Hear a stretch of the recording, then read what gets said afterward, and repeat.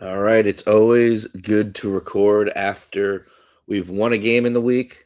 Maybe one week we'll record after multiple, but for now we'll take one. We got a lot to talk about. 3 games to review. One that we were there for in Hartford. 2 games to preview. We're recording this at 10 p.m. So hopefully you get the best of us and not half asleep versions. But no, we're gonna give you all we got. Joe's wired up. He says nothing gets him more fired up than coming home at night talking WNBA basketball. So, Joe, besides that, how are you doing today and or tonight? And how you feeling after a win? Hey everybody, feeling like I am just in this marathon, so like completely wired. And fun fact for those listening, I do not drink caffeine or uh, coffee. So for me to be wired at this late at night, the spirits are high, everything's feeling good. So super excited to be here for a late night sesh. A win. It may not have been the game we thought, but we're always going to celebrate a win. So we're on the board. We're actually tied. I think we're maybe a half game back now in the standings, with the Phoenix Suns struggling since their first game of the year, Yeah, but for not being in last place. from not being in last place. Yeah, But it's almost just like it's a new season. It's a new season. We've got players returning. We've got players coming and going. We've got players turning it up when we kind of written them off. So, Alex, I say to you today and tonight as a recording, the season's back on. Oh, the season is back on. Indeed, Leila Lacan makes all of the difference. Everyone around her got better with when she was just in the game from the start. And besides her fouling, which Nell is doing a little bit too, just got to get the learn the American whistle, not the French whistle, and they'll be fucking perfect, and we'll be rolling. Get Neepkins rolling a little bit more as the season gets along. See what happens with Beers once the bigs get healthy.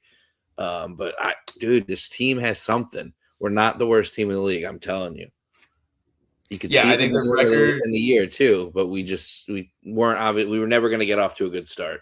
You look at it. I mean, everyone knows Lacan is our best player. I'm sorry, everyone out there who loves Haley Van Lith, and She's with our her, most important player, maybe. I think she's Are still they the going to say best Morrow? player. But Like Morrow is putting up the stats and like from an yeah, athletic and everything, but we were there at the game and we'll get more into the details when we do our rundown. But like you said it perfectly. Like the game was just faster for us. Like decisions were made. She got the ball and it was like, oh, someone's open. I'm not going to dribble it 4 more times and then try to make the pass. It was just yeah. in her hands, out of her hands. And like everything was just a bit smoother when she was on the floor. We were yelling at officials because we just wanted to see her on the floor. But that's the whole freedom of movement rule that they don't really have over in the European games, right? You can clog lanes, you can be more physical, guards be more. And Layla went through this last year when she first came over. I think she averaged like 5 fouls a game in her first like 10 games back Yeah. in America after coming overseas. So not too worried about that. But yeah, with Lacan back, I mean, this team just looks different. And Mez said it. He texted her. He can't wait. She needs to get there. And I mean, we saw firsthand why. But again, 2 games before that, and I know we had a little news that we wanted to share about the aforementioned Haley Van Lith. Yeah. Yeah. Before we get into Haley, I'll just say we're tightening up the rotations by game 3. And we're talking about we'll talk about it big picture now. Um, I think this is good for Charlize. She's gonna get a lot less minutes, but they're gonna be like better minutes. I hate to say, like in tighter games and real like second point guard spots instead of just like playing the entire game of a point guard and like maybe being not in over her head, but like having to do too much too early, causing her to have too many turnovers, putting her in a bad spot to succeed. I think this is a much better spot for her to succeed. And a lot of her minutes and a lot of everyone's minutes were just nothing minutes in blowouts because we couldn't compete. Um, but I think this is perfect for Charlize. I don't know what we're gonna do with Neekins. We can. There's not much that she gets mentioned on these recaps, but when she's in, she scores at least a bucket. It feels, and she's just playing solid. all around. But yeah, so Haley Van Lith is back. She had it was reported that she had offers to go other places and chose to come back here. So she's on a developmental deal, which does confirmed it resets her clock. She has 12 more games to play with us. So I think she's going to have a lot of DNPs, and I think she's going to have a lot of games where she's heavily involved. But yeah, so relax if she doesn't play. It's on a developmental deal. We have to pick and choose her spots. Ashlyn Jackson's also used a decent amount of hers, 4 I or think 5. three or four. Yeah. 4, yeah. So we don't want to burn through them, especially if we get injured. Charlize is out. She's literally the next guard. Or if God forbid Lacan is out, we're right back. And it probably won't even matter who's on the team. But anyway, so yeah, that's good for the fan base. People love Haley. It's good for the team if she's going to come in and score. And yeah, I think we're tightening up our rotations regardless of whether she was a developmental player or not. With Lacan back, I think we use the time before that to see what works, what doesn't. So we'll see what Mez likes to do, if he's going to make big adjustments or he's going to try to stick with what he thinks will work going forward. But yeah, we want to get into the first game.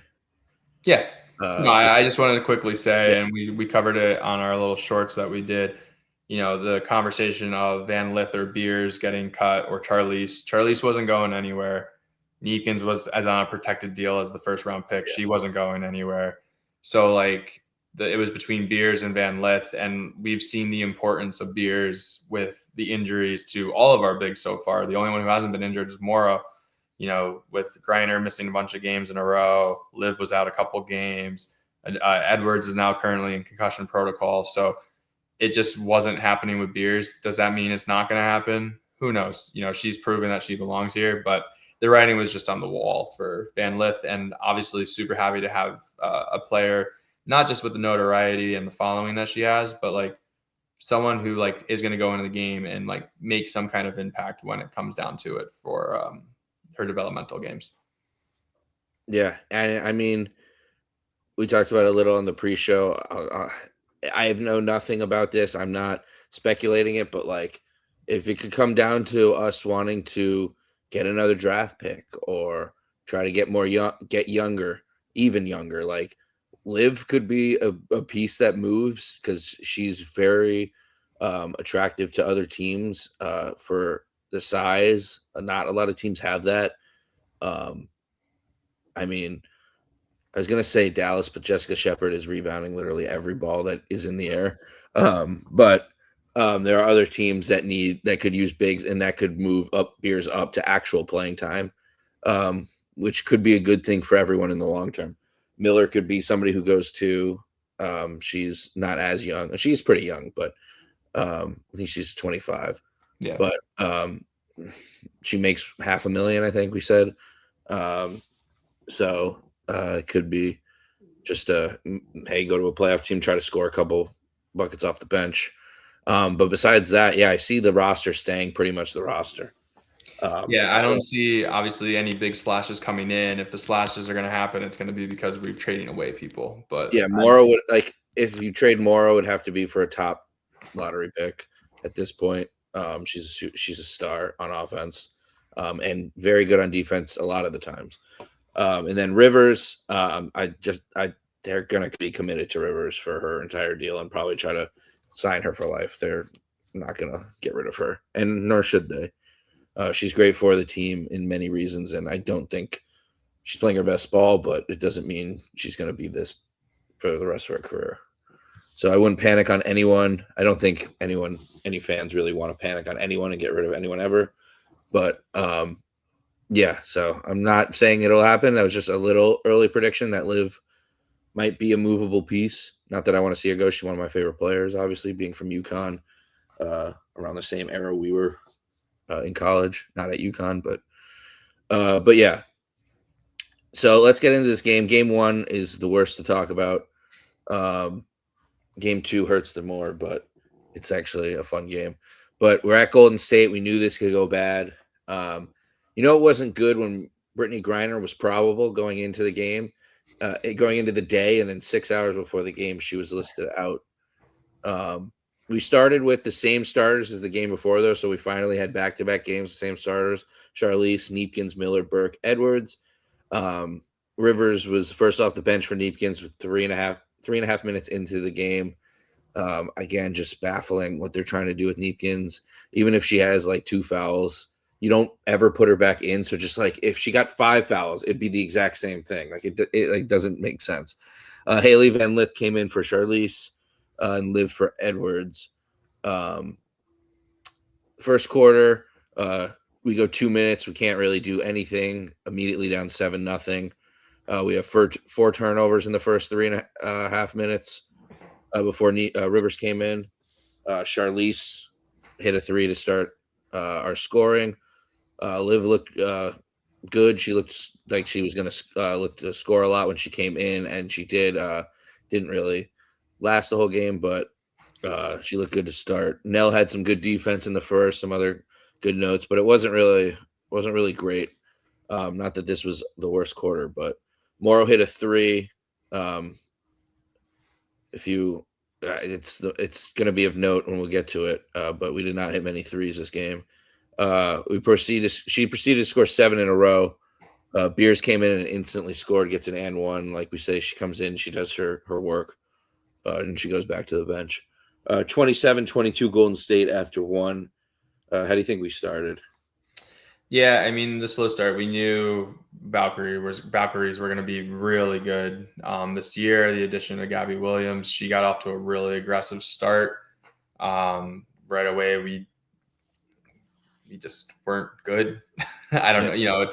It's one of those, it's a long road trip. You're like, okay, hey, we have Portland next, which like maybe that's the game we try to win on this road trip, yada, yada. So, it could be a lot of mental games going on with you. Griner not playing again.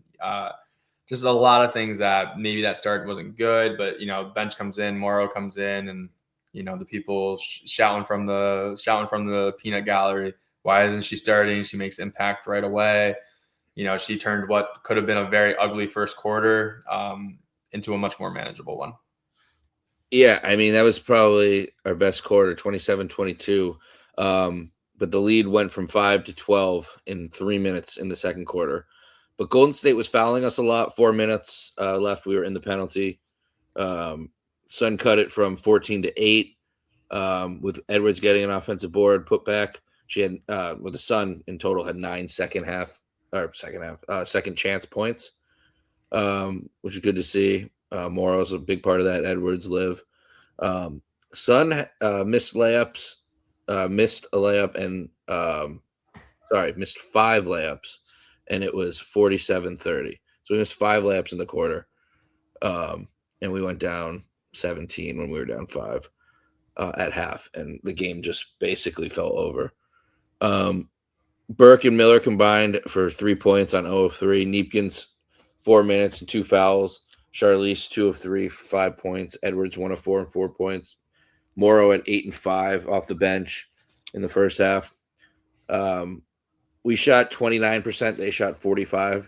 We shot 25% from 3 and 43%, and they shot 43%. Starters come back for the second half, so no changes. Charlize instantly turns the ball over. Golden State hits a 3. Miller had a classic head down drive that got stripped. We only had 4 assists through 3 quarters. Liv had 5 fouls. Only good things to note in the third quarter. HVL had a nice and one. Jackson was 2 of 3 from 3. And then there was nothing to be said about the fourth quarter. It was just all garbage time. 97-70 Golden State wins. Morrow ends with 11 and 10. Charlize 9, 3 and 5. Edwards 8 points on 3 of 8. Liv 7 points on 2 of 5. And Caitlin Chen, shout out to her. She scored 10 points against us. Yeah, the biggest thing for me here was turnovers. We lead the league turnovers per game. I think it was like 16 point something. I saw the stat. Again, in the Portland game, they were talking about it. I mean, when you have 13 assists to 18 turnovers, you're just not going to get good looks and good shots. I was interested. This was one of those games where I was like, Liv was on a minutes restriction. She was coming back, but that's why they let her just run with all the foul trouble. But I was really surprised that Reagan didn't get more run in this game, especially with the physicality that Golden State was playing with. I think she's one of our few players. I mean, her and Charlie like have size to them. Like other players are long or athletic, but like they're strong and like thick. So I was very surprised in that game. We kind of saw the writing on the wall with like how this game was going to go. We predicted that it was maybe could have been competitive for a little bit, and it just wasn't. The thing that really stands out to me is Sanaya Rivers in this game. We've seen it way too often this year so far where she's going 1 for 9, 2 for 7, or 2 for 8, 3 for 11. This game she was 0 for 8, 22 minutes. Like she's just, it's weird because I feel like she's taking the same shots that she took last year, whether it's the pull up mid range, whether it's the standalone threes on skip passes, but for whatever reason, they're not falling right now. We got to really get her going. Yeah, I mean, in this game, you had on some other thing, Neepkin's 6 points, 12 minutes, hit both of her shots. It's like, what more do you want? She only had 2 fouls, 1 rebound, 1 assist, all just in 12 minutes. Reagan Beer's 3.7 minutes, 3 rebounds. Yeah, and we were playing, I'm pretty sure this game too, we were playing like 12 people early in the game. Like it was just a rotating door of just different players. Like we talked about it. I think we were texting. I was just like, you can't get into a rhythm. Yeah. Like you can't be out there for 2-3 minutes and then go to the next person. And now they're in for 2-3 minutes. And then like we were very, very frustrated after this one. We actually shot decent from 3 in this game, 33%. I thought it was worse, but we're getting to worse. One of the worst 3-point shooting shot games I've ever seen. If we shoot like terrible but better, we win that game. But there's one specific spot of this game we really just blew it. But we'll get into it because game 2 we are at Portland at the end of this road trip. Every excuse in the book is honestly valid at this point. If you have a bad game or a bad start, like it's exhausting. This was a long road trip. Probably fun for them. But at this point, they're all probably like, I cannot wait to get home. And booking the Hartford game is kind of weird right after this. It's like, let them just go home and be like, not have to worry about doing the Hartford stuff. And they probably had to do extra shit in Hartford. But we started Charlize, Miller, and Edwards again, but Rivers and Morrow in. So a much more fan-friendly lineup. Jackson comes in 4 minutes in the game. Just absolutely shocking to me. First sub. Yeah, just in that quick. And then Haley and Liv were the next in. We started the game pretty well off the tip. Rivers to Morrow for a bucket. Morrow takes the first 3 shots, though, and goes one of 3. Edwards gets hit in the face twice in the first 5 minutes. Second one puts her in concussion protocol. She misses both free throws on the way out, though. That room was going like this. Yeah, no, I'm not blaming her for that. But it happened.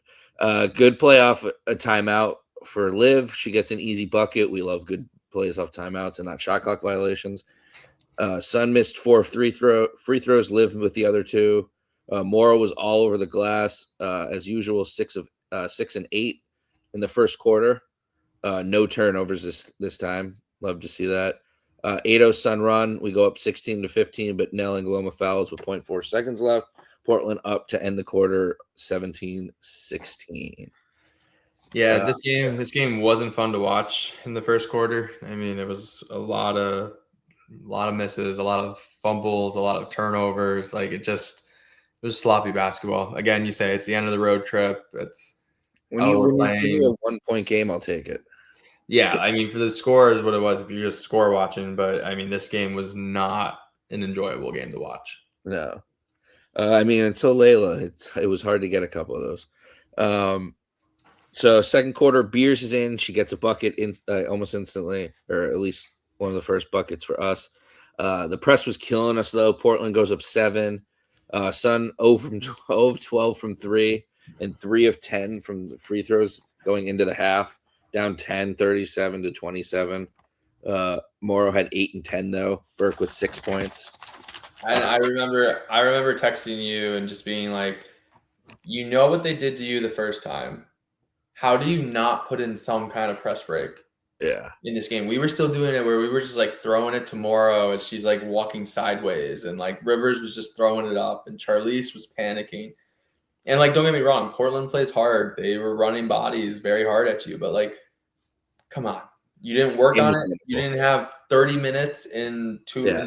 a 4-game span between playing them twice where you weren't like, hey, maybe we should talk about having a press break just in case, just to throw a little throwback high school press break, just to Yeah. have in your back pocket. Because like they were bringing so many people high. When we did break the press, we were getting open threes. Yeah. Unfortunately, those threes didn't go down. Did not hit any of them. But like when we broke it, we broke it. But oh my god, I was texting you. I'm like, Mez isn't making it past the end of this game.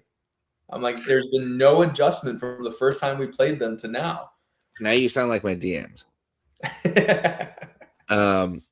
Third quarter starts. Liv starts with the starters because of Edwards. She starts with a steal and assist to Rivers. Morrow gets her double-double in the third quarter, 2 minutes in. She's got 6 in 9 games. Spoiler alert, she gets the one in the next game, 7 and 10. Unbelievable. Leads the league, I think, in double-double still. Miller gets a steal and a score. We're on a 10-2 run. That's really a 15-6 run if you zoom out. Sun down 1 at this point. Connecticut's defense looks really good for the first half of the third. I'm not saying it didn't look good for after, but it looked really good to start the third. Sun lead 44-43 with 5 minutes left in the quarter. Charlize, full court pass to Beers. We're up 48-45 as she puts it in. Neepkins plays in the third after not playing in the first half at all. And she's going to start the fourth, but we're tied 50-50 going into the third. So very winnable game at this point. You're hoping law of averages as a coach comes into play, right? Hey, we haven't hit free throws, we haven't hit threes, we're turning the ball over left and right, but keep shooting. We're tied. Something good is going to happen in this game because we're not the only ones playing poorly. Like they're also having an off night. Like law of averages as a coach, you're like keep taking the good shots. There's no way we're gonna go 1 for 21 from the 3-point line. There's just no possible way that's happening. Narrator says, and it turns out they did go 1 for 21 because we kept shooting and we kept getting good looks and we could not hit it. Law of averages was not on our side this game. Neepkins opens the fourth though with a bucket. Haley Van Lith with an and one. Biggest Sun lead of the game, 55-50 with 8 minutes left. Very winnable at that point. Haley Van Lith hits a crazy shot at the shot clock, but it gets reviewed and they take it away. Mez called the timeout when it was 57-52, but they changed it to 55-52 with 6:32 left. We are now 1 of 16 from 3. Morrow's the only one who hit one. Sun shot clock off a timeout. And then they get another one later, another shot clock violation. Portland go up 56-55 with 5 minutes left. The last 4 minutes, the arena is like rocking. It's so loud. The microphones must be like literally in the hands of the fans because it like fuzzes out. It's so loud. Like the announcers and everything. Like I literally, I think I texted you. I was like, what is going on with the audio here? And then I didn't realize it was just loud. Yeah, that's just how the arena's mic'd up. Charlize, Rivers, Miller, Morrow, and Liv were all in at this point with 5 minutes left in the end of the game. Rivers airballs a 3 here. We get a few on a different possession. This is the biggest turning point of the game. We get a few offensive rebounds on a couple missed threes. Morrow goes in at one point and gets blocked down low. We're down 3 at this point with 2 minutes left. We have about 4 or 5 chances to score. Missed 3 after blocked layup. And what does Portland do when they run down to the other end? They hit a 3. Alex, I'll tell you, and viewers at home, you'll hear me repeat it in every way in basketball.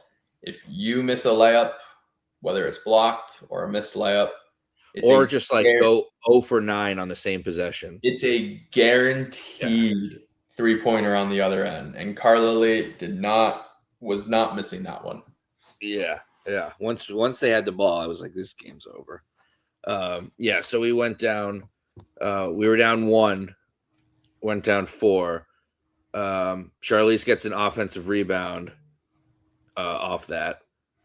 And then next thing you know, Portland hits another 3, 66-57 with 132 left before you know that. And then from 8 minutes left to 1 minute left, they went on an 18-3 run, them not being us. And it was 71-61. Portland wins final, but it was not a 10-point victory.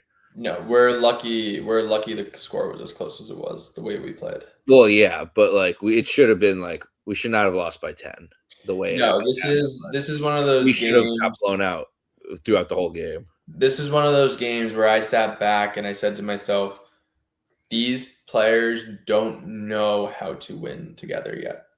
Like this was the same story in the first Portland game, Seattle game. How does Portland know how to win? And the other Vegas game. I don't know. I'm just saying, like, there's just I agree with you. There's something in the water where it's like you're looking at the records and the scores, and you're like, our team could easily be 4-4. Yeah, I mean, this is going to be a really good transition, but I want to go over a few more things. But we needed a Finals MVP to learn how to win, and we got one for the next game. But to clean this game up a little bit, the Portland game, Morrow at 13 and 13 for her. What was it? 10th? 7th and 10. Oh yeah, 7 and 10. Or 6 and 9. This one was. This was 6 and 9. Okay, yeah. Oh yeah, because the next one will be 7 and 10. We already said. 1 of 7 from 3, which is a good shooting night for this game. 6 and 9 overall. Charlize had 11, 2 and 3 on 3 of 7, 0 of 3, obviously.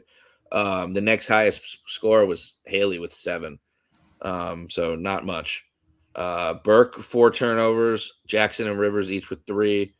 Jackson in 17 minutes had 0, 2 and 3 on 0 of 2. Which I don't know why she was out there as much as she was. Yeah.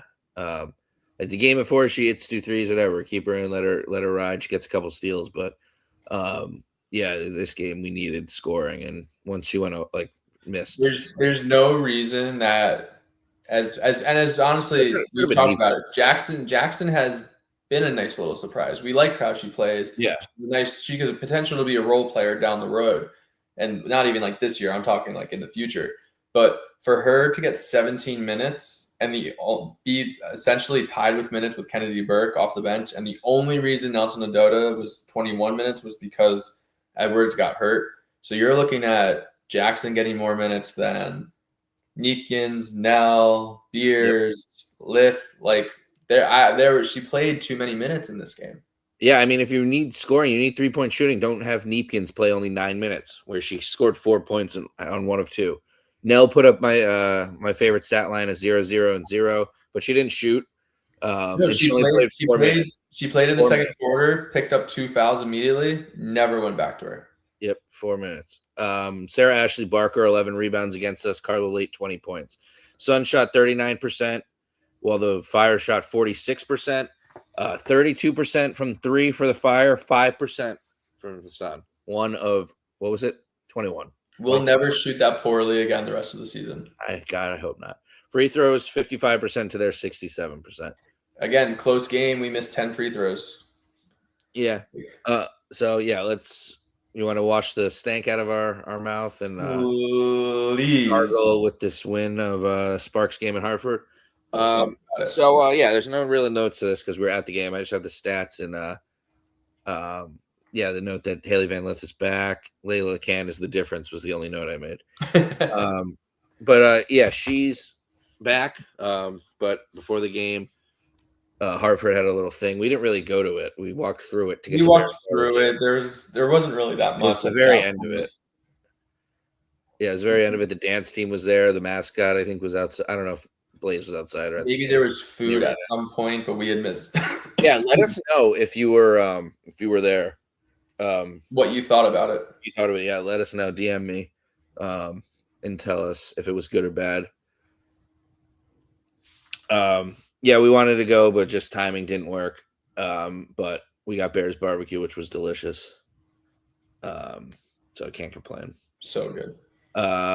We got to see our friend Sal, who was in a prior video. So shout out to him. He's our only guest, I think.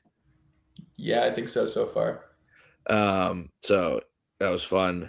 But yeah, this game was exciting to say the least. Let me pull up the And stats. I know he'll say something. My brother also went as well. Oh, of course. Yeah, Justin was there. Shout out to him. He hasn't come on our show Not yet. though. What am I doing? Oh, I'm pulling it up. I wanted to see. So, to be honest, it felt very empty in there. Joe will give some thoughts on it in a second, but there were at least, unless ESPN is somehow lying, 10,478 people. And for basketball, the formerly known as the XL Center, the People's Bank Arena, even though People's Bank is not a bank anymore, or at least around here, it's not. Rest in peace. It holds 15,495. So it looked like way less than that, but hey, numbers don't lie. Sometimes they do, but I'm gonna assume it's real. It's on ESPN. So decent job filling it out. They could have packed everyone in, I guess, a little more, but people don't move. Yeah. So Joe, give your little rantsky on how Hartford is underappreciated or something. I'm going to put my business hat on, Alex. You make this announcement on the schedule after the team is being sold, right? So Hartford was one of the contenders for the team at some point. How realistic it was, how high they were on the totem pole of like how serious they were going to be considered. I think the Connecticut Sun did a pretty poor job of advertising this game. I think between the advertising for it and then I think scheduling this game being like, look, we're going to be in Hartford for the first time in 23 years. Isn't that so great, everybody? Like, legitimately, most of the comments were just like, hey, you took our team. Like, you're I don't going know to have how they haven't done this every single year. exactly. Like, they should One have to been four games a playing. year. If they knew they were interested in selling the team, which we had known for even before we like really jumped into the podcast, like we knew that it was a possibility that the team could have been sold, like that there were conversations. So Yeah. how come over the last, let's say 3 to 4 years, they haven't been having a game or two in Hartford? I don't know. Yeah, I don't understand why since they moved from Orlando, how you don't do like a game in two games in XL and 2 games in Bridgeport. There you have 3 stadiums in Connecticut. Use them. 4 if And you Campo, but they would never play there. and I know like this was against the Sparks and Kelsey Plum didn't play and That shouldn't matter. Lacan was announced late that she was coming back and she was going to be playing in the game. Like I looked at the ticket prices, they were pretty high. Like we bought our tickets, the lower level seats. We were 4 rows from the court, across from the bench. Like we had a really great We were experience. like 6 rows technically. It was like 3 rows on the Yeah, floor, it was like the 2 and 3 rows courtside up. rows. We were Yeah, the third row up on the but on the seats like that rose. I got those tickets with the Leila Lacan deal for 47% off, and like we had a great experience there. Like Yeah, the upper we deck tickets, like all the way up at the top of the stadium, were somewhere between 40 and 60. and hey, your legs better be in shape if you're going up there. It is the steepest arena I've ever been in. We went when it was the XL for college games, and I don't remember it being crazy. I was looking up and I was getting dizzy Oh no, we from our made so many like fucking jokes and like back when we went for the NCAA tournament. Like it was so steep up there. Like like I we could were never all the sit way up up, but we had TVs up there, so there were some other games on right. too, which was But cool. like I could never sit up there now. So like from that kind of an experience, I thought the arena looked great. I thought, fans were in patches. I wish that they were able to like you said, move fans down lower at Mhm. some point in the game. I just think they did a really it was a rushed job. Now they are playing Dallas in July. Yeah, I that's don't gonna be think we're fucking going to be bad. able to go to that one. I already looked at some of the ticket prices for like the same seats we were in, and they're not going to be discounted. No, it's gonna And I think that one's going to do better because of Paige. be But yeah. I think you had your diehard Connecticut Sun fans there. I don't think you probably had a lot of casual fans from Hartford being like, "Oh, what's going on tonight? Oh, let's You go didn't watch notice it the in game." the arena, but in the concourse, there were a decent amount of Sparks fans. There was definitely people walking around, but I have no. Maybe they were sitting up high behind us, and we just never looked back and saw Yeah, it, like whatever. But the yeah, concourse was just like it was at Mohegan Sun. The relaxation center. yep, yeah. Yeah, They did a good job making it like the yeah. sticky note We got cool station. pins. The Yeah, we pins were got worth really it. cool pins. You know, the T-shirts. Unfortunately, the Hartford T-shirts were a little out of our price range, which like for Don't make it sound like we have $0, but yeah, we just didn't want to spend $40 on a T-shirt. yeah, like I get it. Like, and I think you had the best line where it was like, "Yeah, this T-shirt will be $10 on the website next season, next year." Hopefully, it's like you can buy like I was there WrestleMania 41 like 3 years later. Not really, but not the I was there, but like the other shirts from that. Yeah, it's like, yeah, if you really want to rock that shirt, like you can wait until they're gone. They probably put But everything on discount, right? so like Um, everything, like the experience of the game was fun. I just think they did a really poor job leading up to it, and I don't know if part of that was they yeah, weren't 100% sure Layla was going to be back and playing, so they were like, we're just going to go with it." But you know what? 10,000 people. That place was loud when we were watching the yeah, game, it and got loud. it was loud. It was intense. We'll talk about why it became loud and intense because I think there was one person that you guys won't believe that really made like the difference in that game. I really think set it off from a like energy standpoint. But Yeah, I yeah, mean, let's get into the game. you have a better short-term memory than I do. If you want to run down how the game went in your mind, Yeah, because I just have the stats, I and know my this is where my photographic memory as a coach comes into play because I remember these things. So the game starts. Immediately feel the impact from Layla. I think she scored yeah, 7 of the first 9 or 12 points of the game. Jumper, layup, 3-pointer. Place was rocking, right? She made really good decisions early, but then she picks up her 2 fouls, and it kind of takes the air out of the arena. Both fouls, ticky tack. Like Mez was in the ear of the officials from the moment the game started. It was just like the one of the worst first quarter whistles you can get. It was like every time someone dribbled, and then there was like 3 or 4 offensive fouls on screens that like didn't really look like it, but you know when you're that close and you're able to see everything, you're like that wasn't a foul. That shouldn't have been a foul. Probably not a foul. There was a guy in front of us that started screaming at the official and was like, "We're here to watch the players play. Like you guys need to get it in control." And then that kind of got contagious when we got a little rowdy as well. But yeah. She had the first 7 points. yeah, With she had her 7 point with 7:56 left on the clock. When we were yeah, up it was 7-4. immediate impact, and you're just going, "Oh, LaClaw, as we call her, is back." Like it was just such a good start for us and feeling everything. You know, Morrow got the start. A lot of people, you know, obviously cheering about that, and like I think it's safe to say that she's going to be a starter the rest of the way. I'd be very surprised if she's not in that starting lineup anymore. You know, now the numbers are consistent and the efficiency is getting better. Yes, there's, you know, obviously the Portland game and a couple games where everyone was shooting poorly, but I think this is who we said Morrow could be last year, and she's putting out that performance. Yeah, So 17, 14, and 2, only 3 turnovers, 2 steals, 1 block. So, yeah, she should be starting. yeah, so energy first quarter, still at the end of it, we got into, you know, a little bit of a slog again after some timeouts. If I remember correctly, like Ray Burrell hits a big 3 in the first quarter.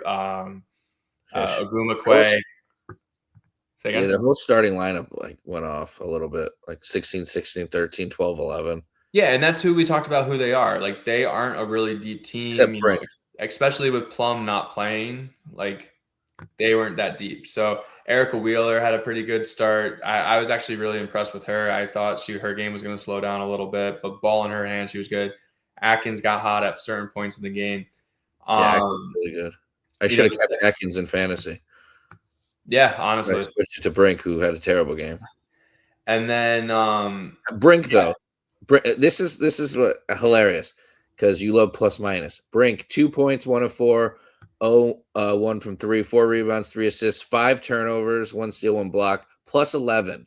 best plus minus on the team. Neka Ogumake 12 points, uh, 12 points, minus 13. Ray Burrell, 16 points, minus 6.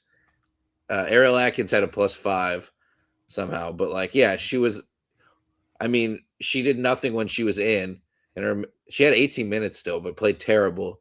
And then, like, when she was out, we just happened to go up. Yeah, it's crazy. It's crazy that it was she was only took 4 shots, but then She she had didn't have a great game. best plus-minus in the game. Yeah, no, exactly. Yeah, +6 was Sanaya, best for us. That's crazy. That's hilarious. Second quarter, Brittany Griner gets a post feed, I believe from Rivers, if I remember correctly.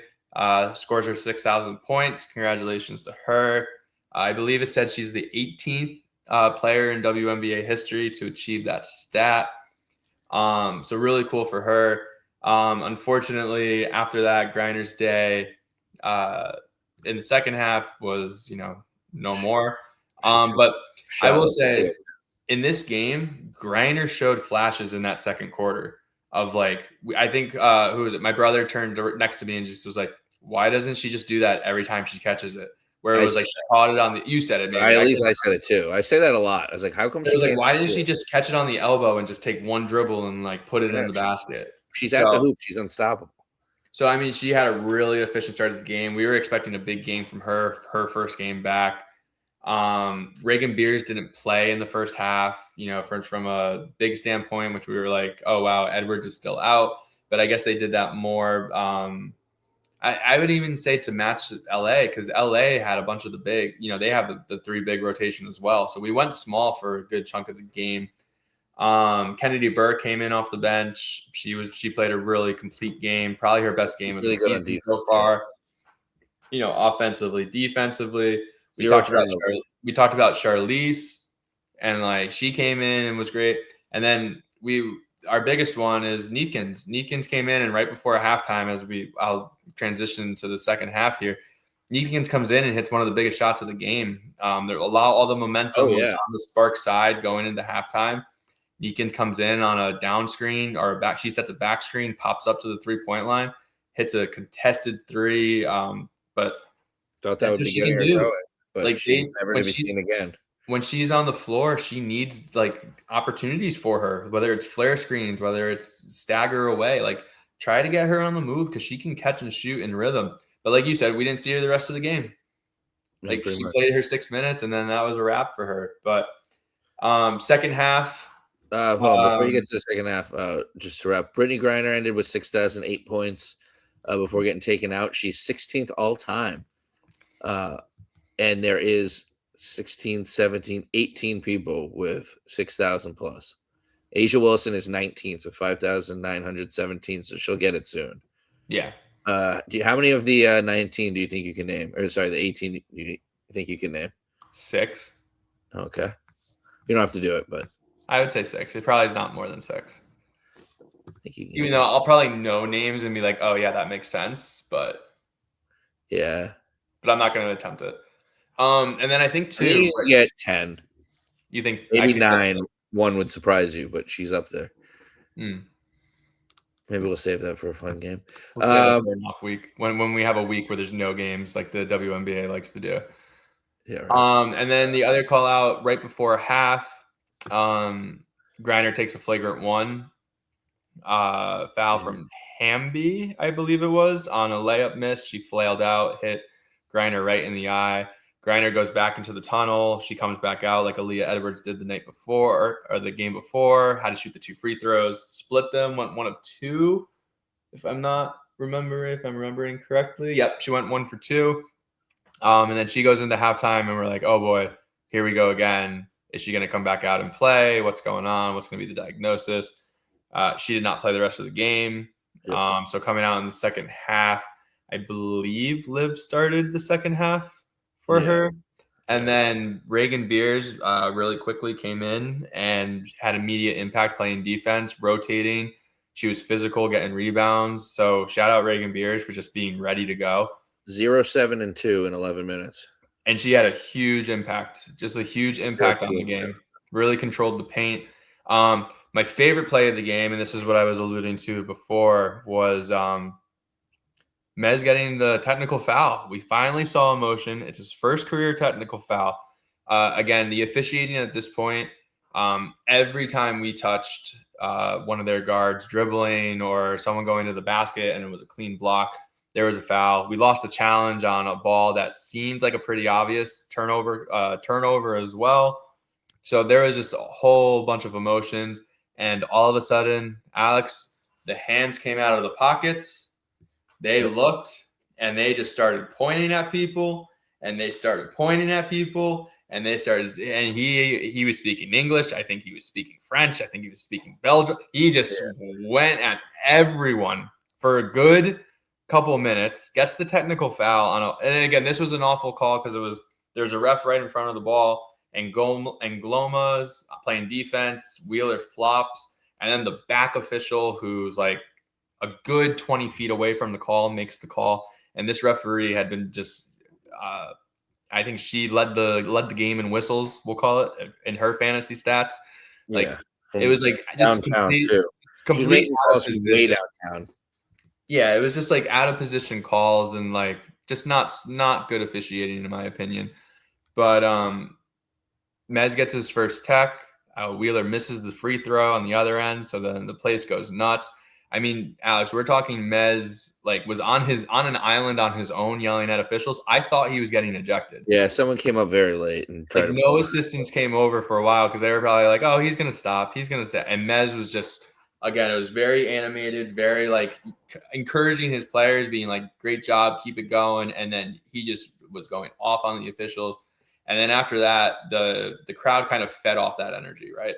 Yeah. It was every play. Kennedy Burke gets a huge block at one point where she stuffs Ray Burrell going to the rim. Everyone's freaking out. Everyone's going crazy. The bench gets into it. The arena gets into it. So technical fouls, long story short, I told you, Mez probably should have gotten a tech a long time ago. It's always the quiet ones, Alex.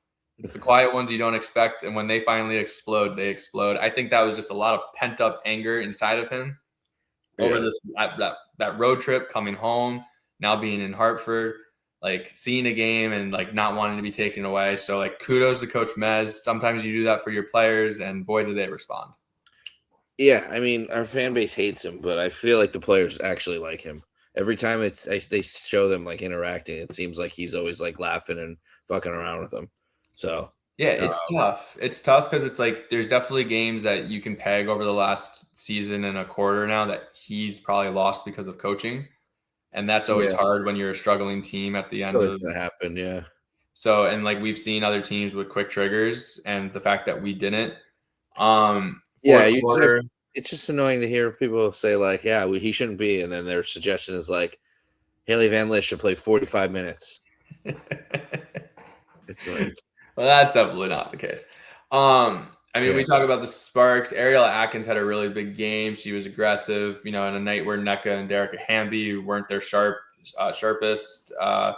We talked about it before the show. It was before the game. They were coming back on a back-to-back, coming from DC, East Coast, no Plum. So again, like we talked about, all the excuses in the world to not come out and play their sharpest game. But in true typical Connecticut Sun form, the biggest lead of the fourth quarter, I believe, was 9. And then blink of an eye, that lead went down to 3 or 5 pretty quickly. Mez calls a timeout. Yeah, I'm trying to find the last couple of plays on ESPN. It's play-by-play. Oh, he's a good play-by-play. Yeah. Let's see, 2:42 left. We're up 3. Before that, with 5:23 left, we were up 73-66. And I never once felt safe. Yeah. Next points were Diamond Miller were up 75-66. Had a couple really big plays by Diamond Miller and one, couple blocks. Wheeler scores next, 75-68. NECA scores 75-70. Atkins hits 2 free throws, 75-72. Morrow gets a feed from Rivers, 77-72. 2 points for Agumake from Hamby, 77-74. Liv hits 2 free throws. Wheeler gets it back. Kennedy Burke from Lacan, 81-76. Burrell missed Burke rebound. Lacan traveled. Delay a game, warning, or violation, it says, not even a warning. Sparks timeout with a minute left. Burrell hits a three, 81-79. 30.7 left. Hamby steals it from Morrow. Hamby misses a layup. Liv with the rebound. Neka does the personal take foul. Liv hits her free throws. Spark timeout. Ariel Atkins misses, and we rebound. And then Burke goes 1 of 2 from the line. And then, yeah, that's basically the game. And we win 84-81. And Yeah, we get to do it. it was awesome to see the team play with the lead. Some big defensive stops. I mean, this game as a whole, I mean, obviously Morrow was fantastic. But again, Leila's game allows everyone to be better. A better defender is now shifting off of the other guards and is going to go guard her. And I honestly, I was very surprised at the end of the game to see Leila only had 3 assists because it felt like she was just so involved. But I think she probably had a lot of hockey assists. Hockey assists are she was able to get it up the floor quick, and then they hit the next person. Either that or people put it on the ground too much.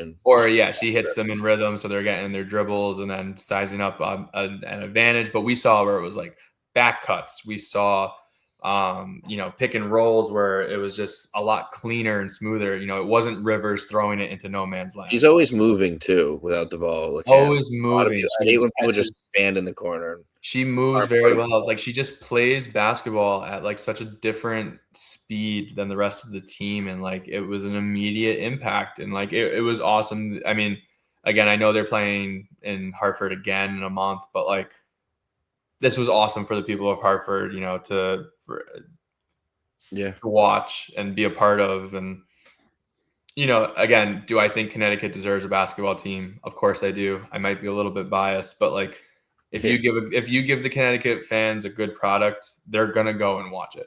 They're going to go enjoy it. They're going to have a great time. I mean, there's a bad product. There's still way too many people coming. Yeah, no, like Connecticut loves basketball. So at the end of the day, it's disappointing in regards to the fact that they're leaving and they're going to be gone. But thank God Leila's back because it made this game so much more fun to watch in person. Oh, yeah. So it ended Morrow with 17 and 14. Lacan played 21 minutes, 12, 2, and 3 with 4 fouls. Griner got her 6,000 point 15 minutes in her 15 minutes when she got hit in the face. She had to be taken out, obviously. 9 points, though, still efficient. Rivers had 9 points.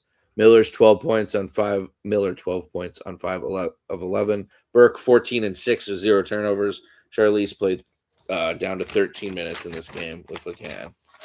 Our shot selection, too, before we move on, our shot selection was way better. Yeah. I think maybe there was, like, I remember Diamond Miller taking, like, this sideways fadeaway, turnaround fadeaway jumper, and Mez took her out for it. Like, I think with Leila back, we're just going to see the quality of shots just go up more. Yeah, I hope so. Yeah, we said, she makes everyone better. She makes the game better. She makes it better for the fans. All right, fantasy from last week. My team was Plum replaced with Brink, Burrell, BG replaced with Morrow, but BG for the third game. Nell, Late, Carlton, Saloon, Thornton. And you had Hamby, Neka, Burke, Edwards replaced with Lacan, Sarah Ashley Barker, Enksler, Burton, and Gabby Williams. How do you think you did? I think I might have squeaked out a victory here. You did not. You go to 1 and 3 on the season. I go to 3 and 1, but it was close. 193 to 184 brings our overall total to 824. Me to 736. You. This week, Brink had 11, Burrell 23, Griner 13, Morrow 53 in her 2 games. Nell too. Yeah. Nell only with 10, Late with 25, Carlton 24, Saloon 16, Thornton 18. Hamby 23, this is you. Neka 18, Burke 42. So she had a big week. Edward 17, Lacan 18 with her 1 game. Sarah Ashley Barker with a 20, Enksler with 9, Burton 19, Gabby 18. So our we pretty much got canceled out with our Golden State 16, 18, 18, and 19. But yeah, good week. I'm glad I got Carlton and late. Engsler was a little bit of a difference. She And was now disappointing, yeah. I got anybody, but if I took Morrow and BG and then replaced BG with somebody else, it wasn't Nell, I would have smoked you. All right. This week, or last week, excuse me, we went 1-2. We predicted 1-2, but we said loss, win, loss. They went loss, loss, win. We picked Nell for the noob of the week. She did not win it, but I do not know who wins it. I think Raven Beard might get it. I was gonna say maybe Beers, but yeah, because of her impact when she came in. Like, she didn't play consistent minutes, but I felt like every time she was out there, she was doing something good. Yeah, I'll give it to Beers. Player of the week, we both said Brittany Griner. It was probably definitely Nisa Morrow. I would go on a limb and say it was Anissa Morrow. Yeah, so we got that wrong. But all right, let's move on to the preview, and we will pick this week's after. Did we forget to touch on anything before we get into this preview? No, I think we're good to go. All right. These are the Commissioner Cup games, the first two of the season. The first one is a tough one. It's in Atlanta against the Dream, who are currently in second place.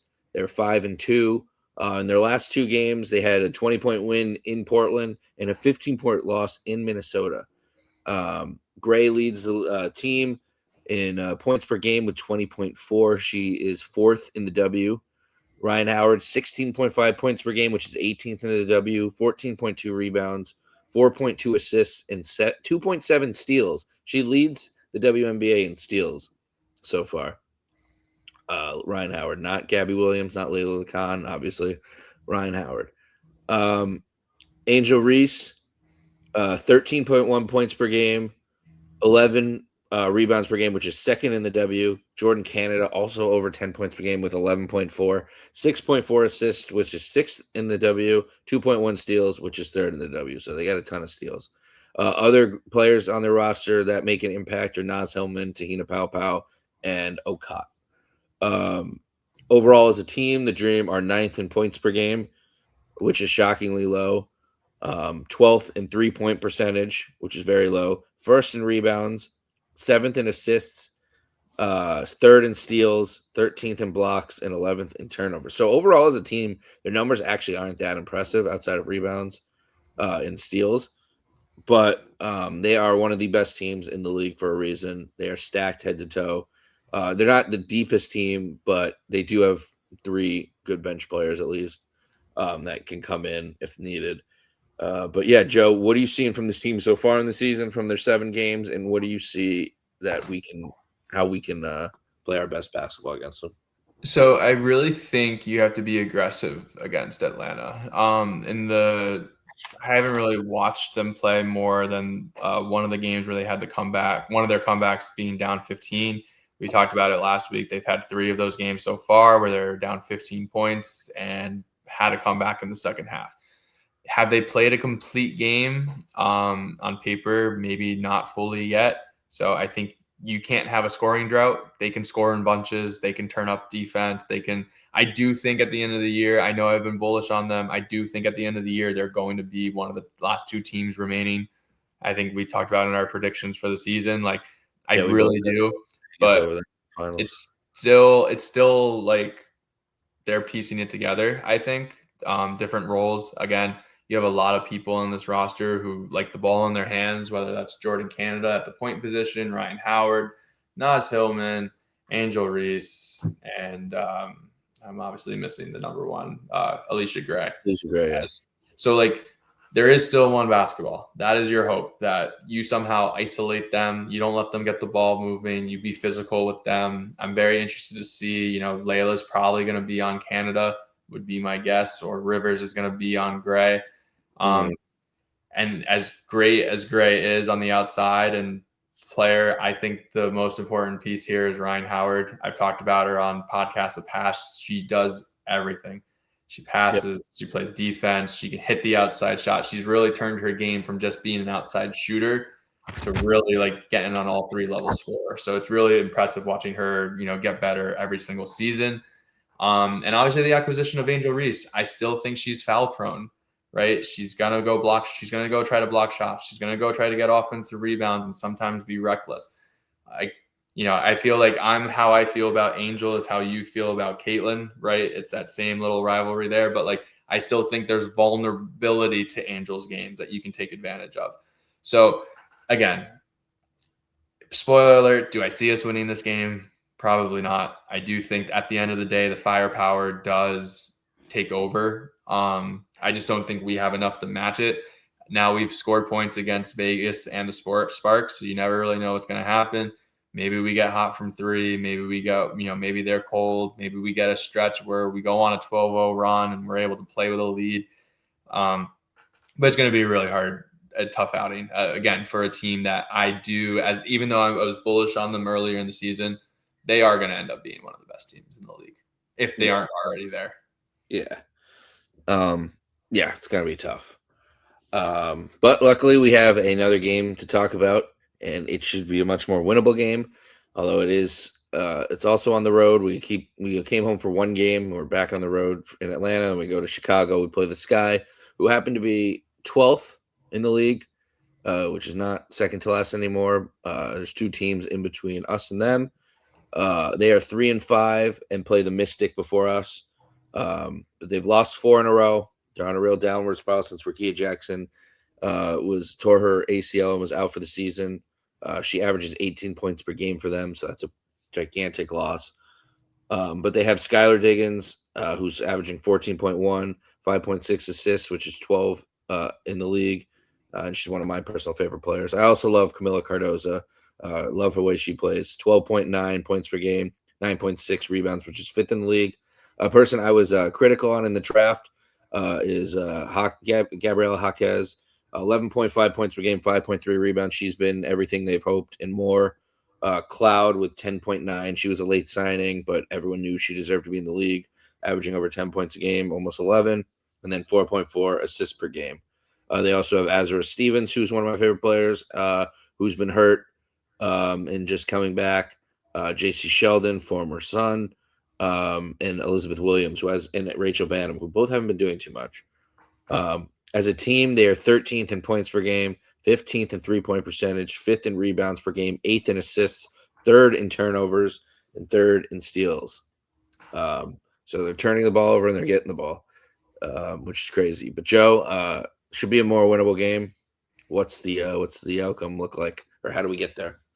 Yeah, obviously the Rickea Jackson injury. I mean, I know you started with that. It's just it bears repeating. They brought her over to be one of the leading scorers, and to replace the production of Angel and kind of be the new young face of the team.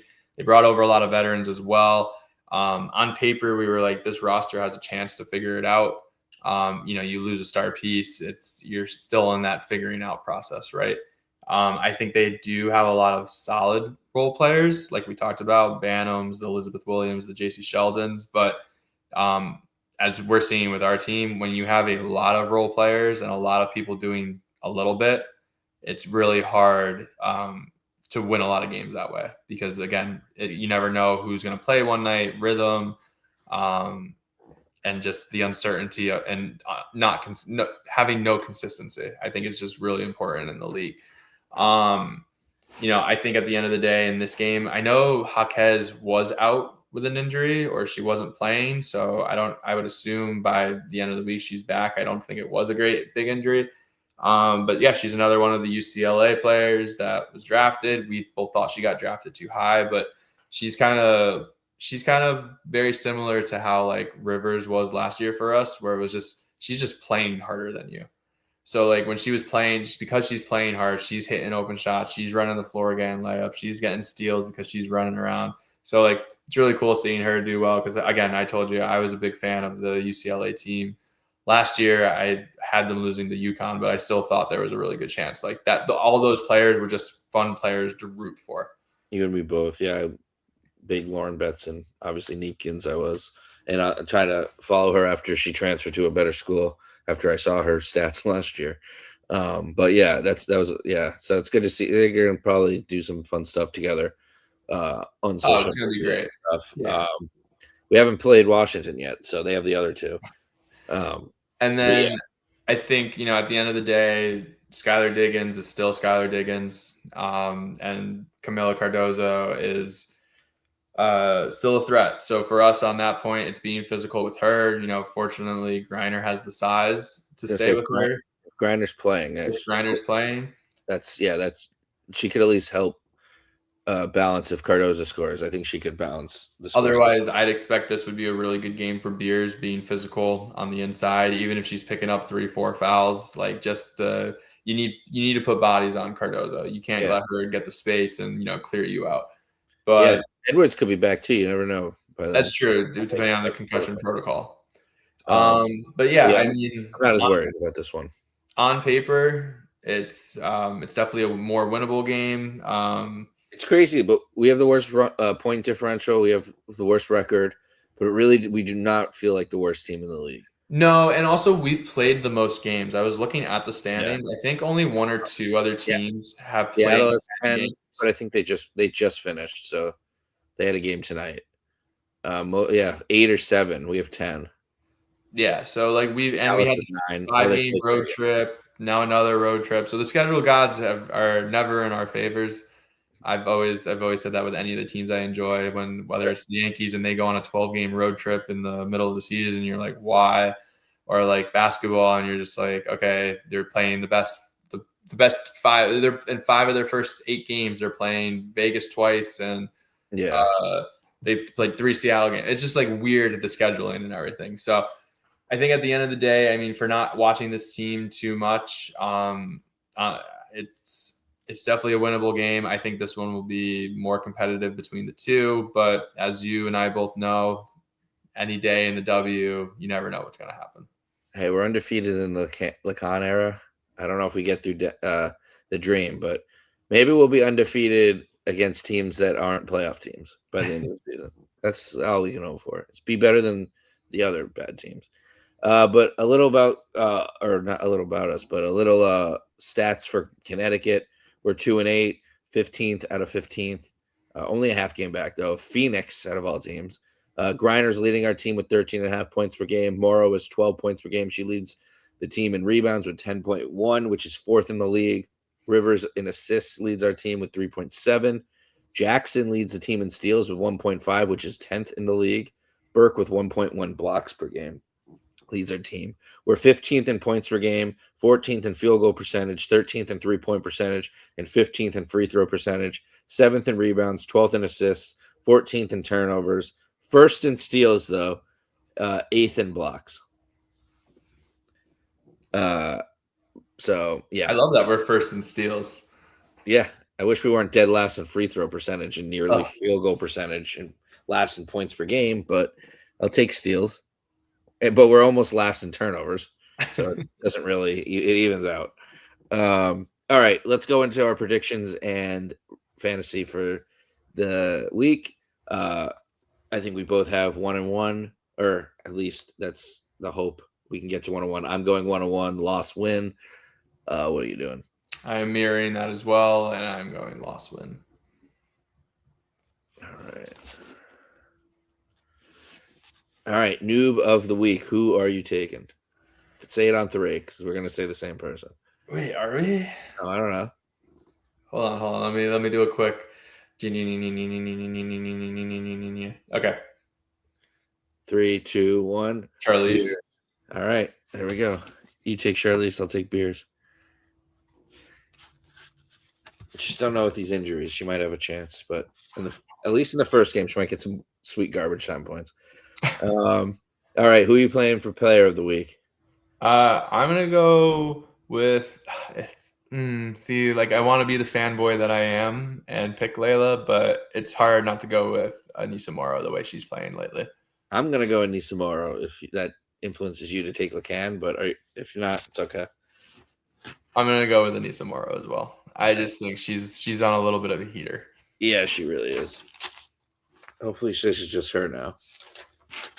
She stays as hot and gets 17 and 16 a game and is an all-star. All right, fantasy. I believe you have first pick this week. I picked Kelsey Plum last week, and it didn't even matter.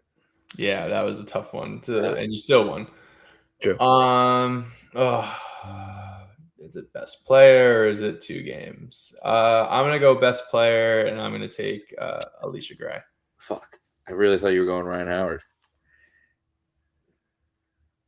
I just figure Gray gives me the 2 other options that I'm thinking. And I'm gonna go Howard. That makes sense. And then I will go with Angel Reese. Oh, okay, cool. Because I'm gonna go Anissa Morrow then. I'm gonna go with Lacan.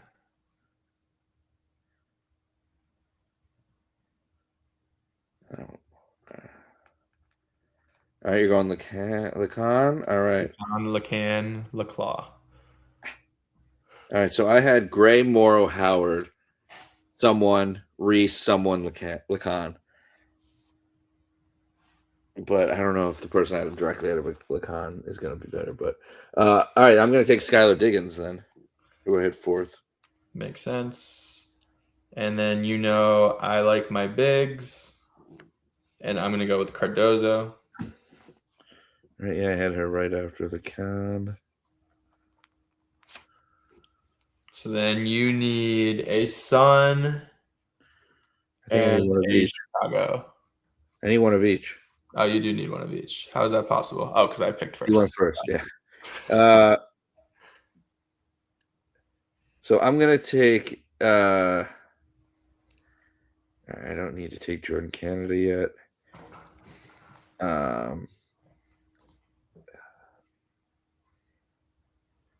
I'll take Brittany Griner. Ooh, taking her questionable again. Yeah. If I get one game out of her, I'll take it. I'm going to go. Let me see real quick. Sorry, everybody. I know you're anticipating my pick.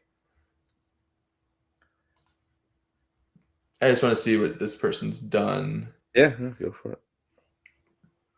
Outside of just points and stuff. Yeah, look at all the stats we don't count. I'm going to go with Gabriela Jaquez. Ah, damn it. That's what I was going to pick. I should have picked her over BG. You weren't going to pick BG. I was not. Then I'm going to take the. It doesn't matter. You have. Oh no, you still need it. Oh no, I'm done with Connecticut. Yeah. All right. Then I'm going to take Jordan Canada. Oh, Canada. I don't want to get us copyrighted. All right. Who's your Connecticut player? I'm going to go. Oh, what do I want to do? I was going to, and then I said, pump the brakes a second. On who? You can say it. I don't have anyone. I can't take him. I'm going to go with Kennedy Burke. Fuck. That's what I wanted to take as a replacement for Griner. I feel like she's done enough. I'm worried about. Good. Yeah, I'm worried about Nelson Adota. Edwards is still questionable. Diamond Miller doesn't excite me. All right, so I'm going to take Cloud with my last pick. And let me see who I want as my replacement for Griner if she doesn't play.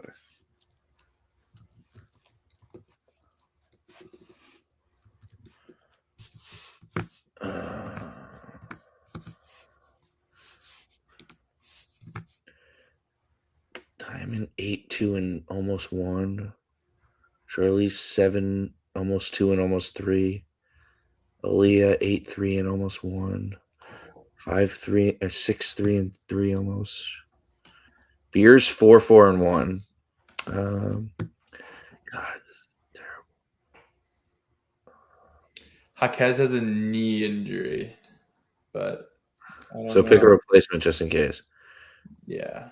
I'm gonna fucking. You picked Cloud. Yeah, that was my last pick. Is Edwards gonna play? Just in case, I'll go JC Sheldon as my replacement.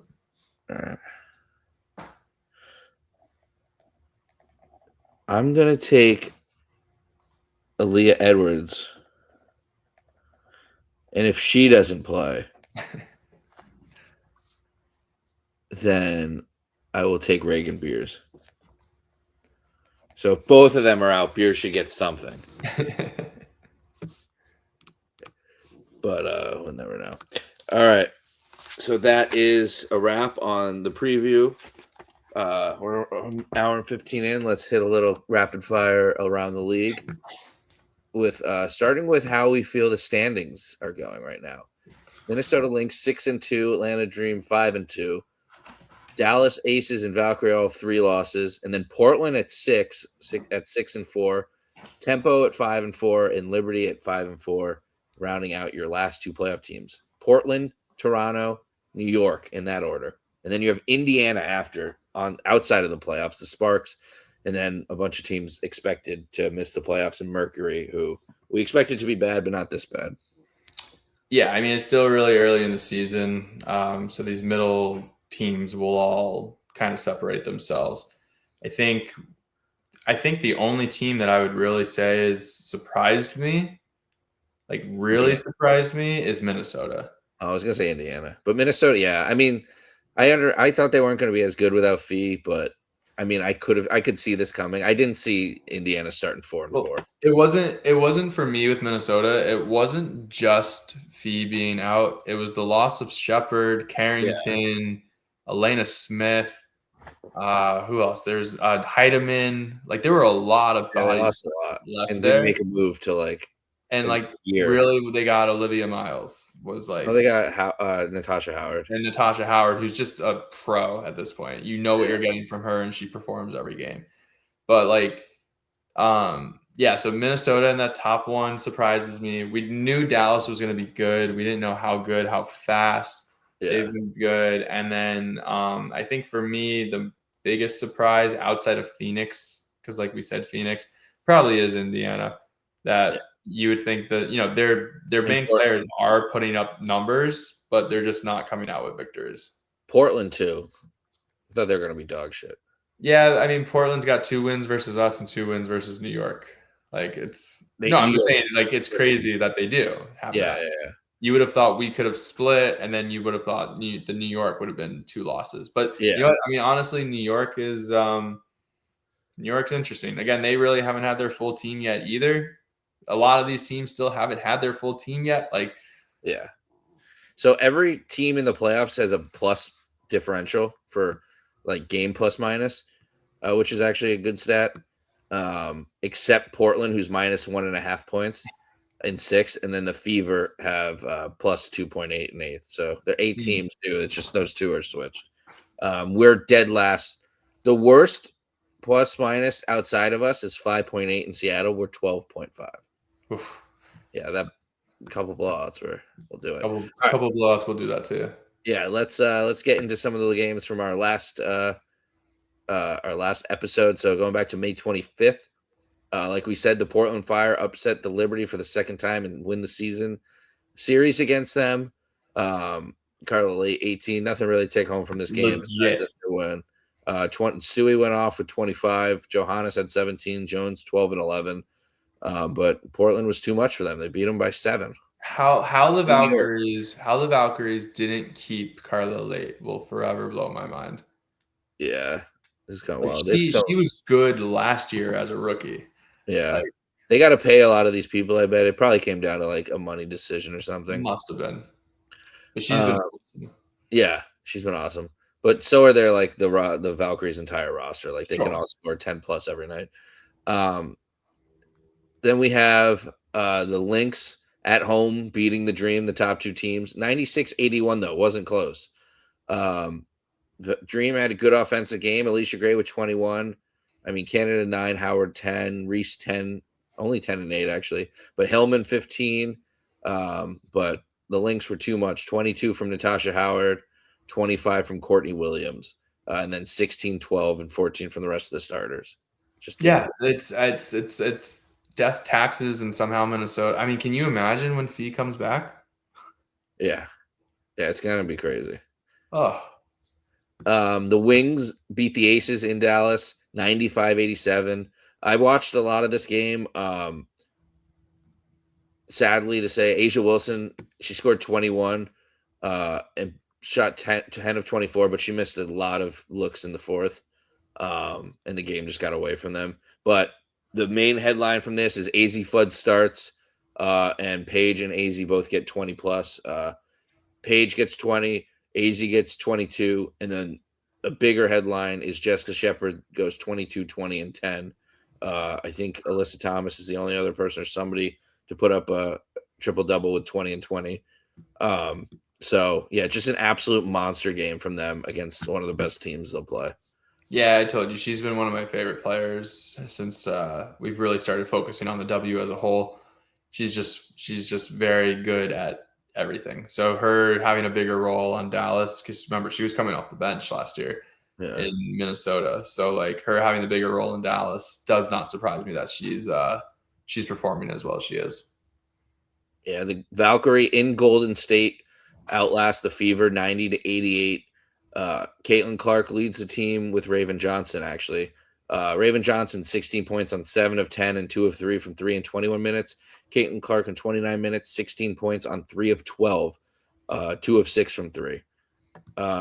Mitchell only 14, though. That's unlike her. Boston 13. But the Valkyrie, even with a 0 from Kayla Thornton, Gabby Williams 19, Veronica Burton 25, Saloon 19. Like, yeah, you can't pay all of them, I guess. I don't know. There's a lot of people. Looking back with this way the season started, maybe get rid of Kayla Thornton, but she was like their first like marquee player. So I guess she was an all-star last year. Yeah. Also, Yosite is in the league. I forgot to mention it when we played them. She got her first minutes. She went 5 minutes, 5 points, 2 assists. Second game against the Fever, she went 16 minutes, 3 points, 2 assists. And then against the Aces, she only had 5 minutes, but 5 points again. So I feel like she can put the ball in the hoop. So, but I don't know why they're not playing her more.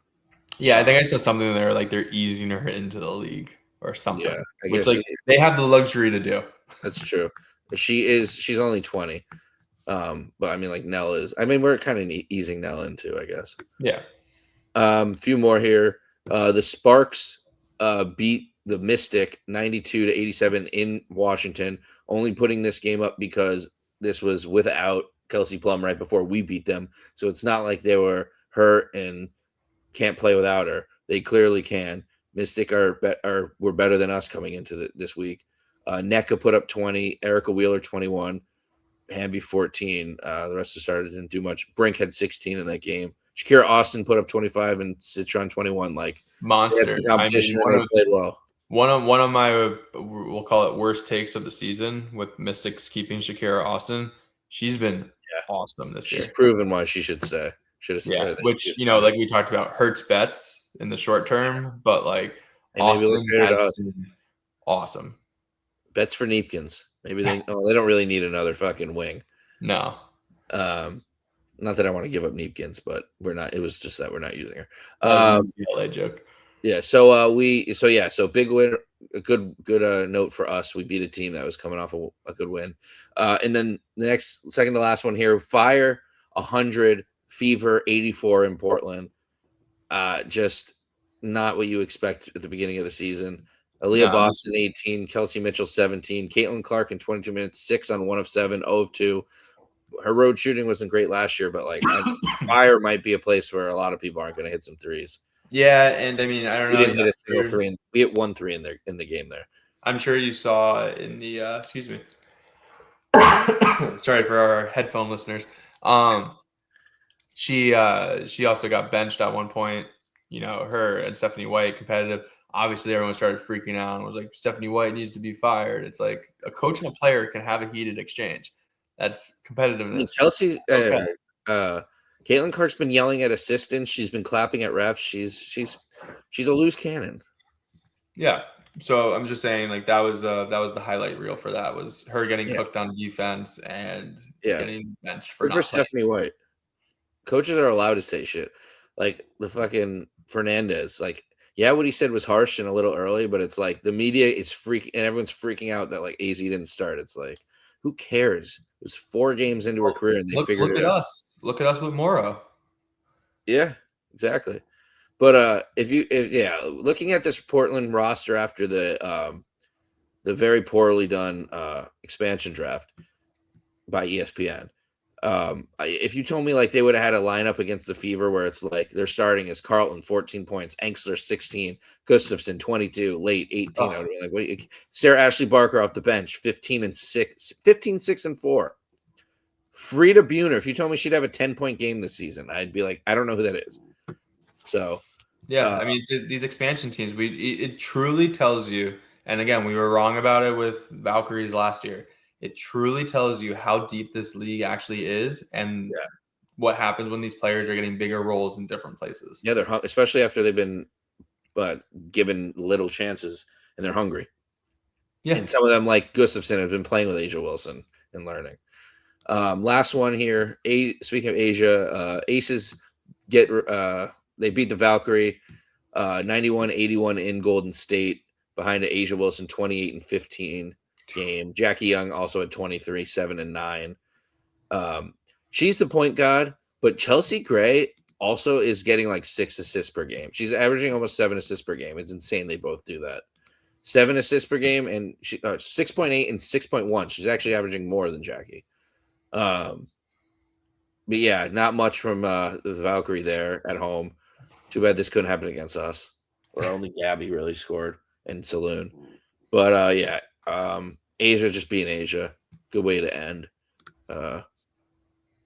Yeah, so biggest surprises, the Lynx, the Portland Fire, and the Fever. So a lot to go around. Before we end this podcast, just want to shout out our Japanese listeners. If you are a Japanese listener and you're not all bots, please comment, whether it's in Japanese or English. Comment or follow us on Instagram. No Shade of CT Sun Podcast. We're easy to find. I almost said hard to beat like Cody Rhodes, which is a terrible catchphrase. But yeah, shout out to them. Shout out to our New Zealand. I don't think we have any Australian, but shout out to our New Zealand listeners. Big Charlize fans. If that's why you're here. If not, I don't know. Very big coincidence. But shout out, comment, and follow us on Instagram as well. On YouTube, give us a good subscribe. But I was just looking at the analytics today, and we got a lot of international people. I'm a pessimist, so I think you're all bots, and it's just Randy and a few others listening that tell us.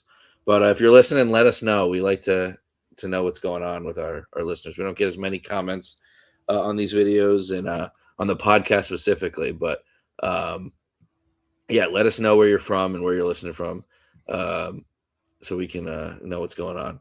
But thank you for whoever is listening, and we'll be back next week. Thanks, everybody.